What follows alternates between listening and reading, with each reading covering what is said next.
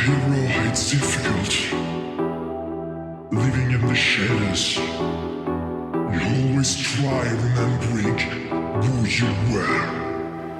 But now, it's nothing more than a story. I'll be the villain.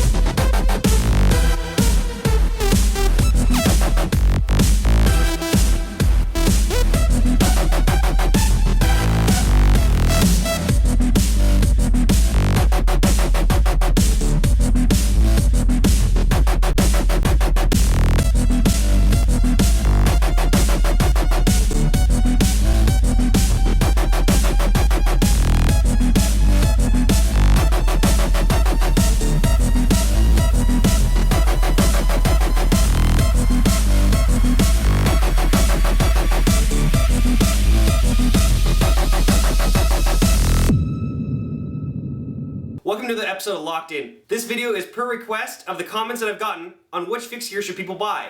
I get messages on this on Facebook and Instagram, things like that. There's a lot of options out there nowadays. A lot of people are looking around for what bike they should get. Should you get the $200 bike or do you need the $800 bike?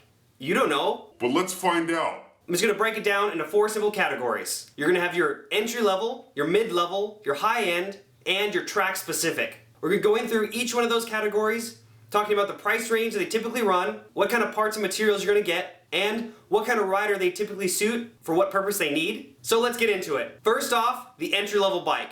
These are typically going to be in the $150 to $350 range. They're pretty much always steel. They're going to have low-end parts, typically loose ball bearings in the headset and the wheels. So they're going to take a lot more maintenance, and they're not as easy to adjust as something a little nicer.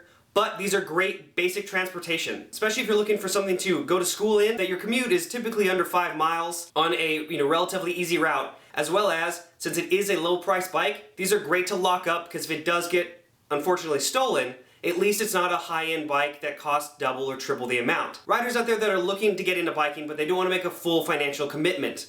These are definitely a great option if you just want to get out there for just some basic exercise or riding with friends. So mainly the downsides to this bike is going to be the components, as I mentioned, as well as the weight. The bike's going to be on the heavy side because it does use lower quality components.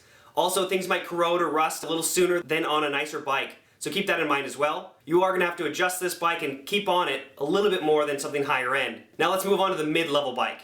This is going to be something in the $350 to $650 range. Now this is going to get you into possibly 2 different frame materials, a slightly nicer steel than what comes on a low-end bike, or possibly an entry-level aluminum. Now keep in mind, frame material is important.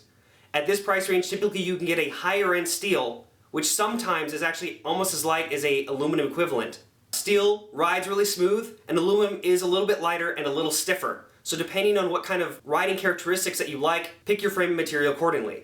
You're going to start getting a little bit nicer parts, sealed ball bearings in the hubs, possibly some more name brand components in the cranks and maybe in the wheels. These bikes are typically great for the rider who either, one, already has a road bike and wants something they can ride around shorter distance or for training, as well as someone who is into bike riding and maybe this is their second bike and they want something a little bit nicer than their entry-level beater. Now, let's get on the high end. These are going to be between $650 to about $1,000 in my opinion.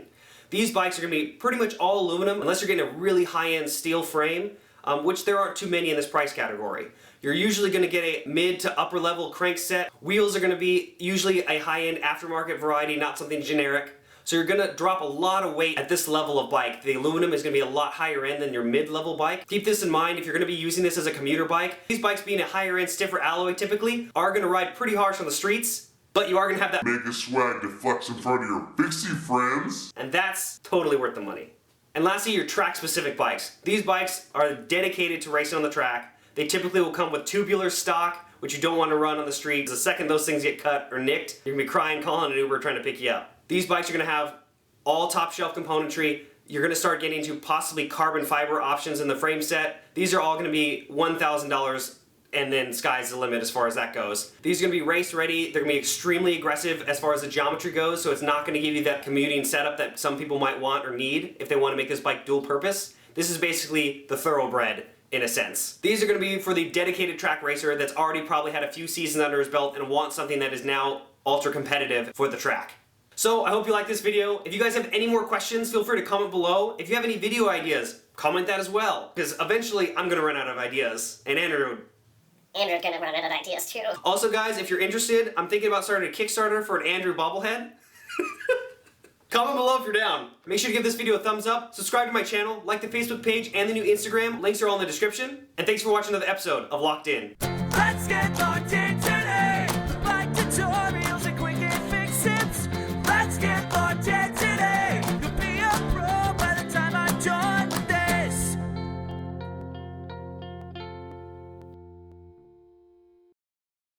Does that make sense? No. Yeah. Okay.